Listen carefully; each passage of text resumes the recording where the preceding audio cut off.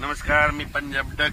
आज आहे 7 जून 8-9 तारखेला राज्यात पाऊस येणार आहे आणि त्याच्यामुळे आम्ही काय करणार आहे, पेरणीची तयारी करून ठेवण्यासाठी ही सगळी रेडी करून ठेवलं. गवत उगवलं होतं म्हणून काय केलं, हे रोटायटर केलं. आणि या सर्व शेतकऱ्याला सांगू इच्छितो, तुम्ही काय करा, 6 जून पर्यंत तुम्ही शेत तयार करून घ्या.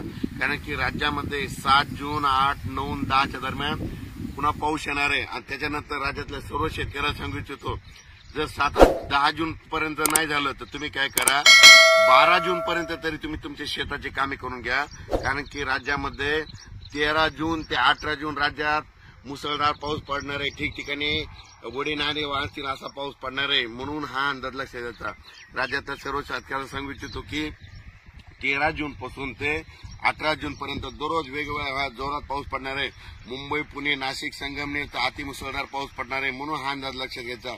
नगर जिल्ह्यात देखील अतिमुसळधार पाऊस पडणार आहे. पुणे जिल्ह्यात अतिमुसळधार पाऊस पडणार आहे.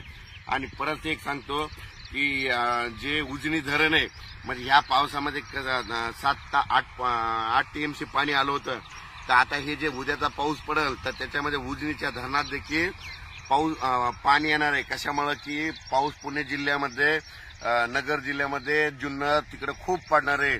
त्याच्यामुळे त्या उजनी धरणाला देखील यावेळेस लवकर जूनमध्येच पाणी येणार. इतिहासात पहिली वेळ राहणार की जूनमध्ये पाणी आलं. म्हणून हे सांगू इच्छितो.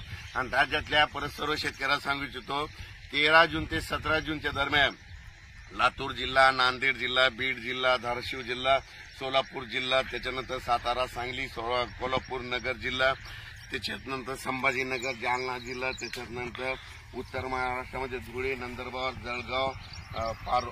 जळगाव, पारगोळा, तसेच बुलढाणा जिल्हा, बुलढाणा, अकोला, अमरावती, वर्धा, नागपूर, भंडारा, गोंदिया, चंद्रपूर, यवतमाळ, हिंगोली, वाशिम, यवतमाळ यामध्ये सांगायचं झालं सर्व जिल्ह्यात 13 जून पासून ते 18 जून पर्यंत खूप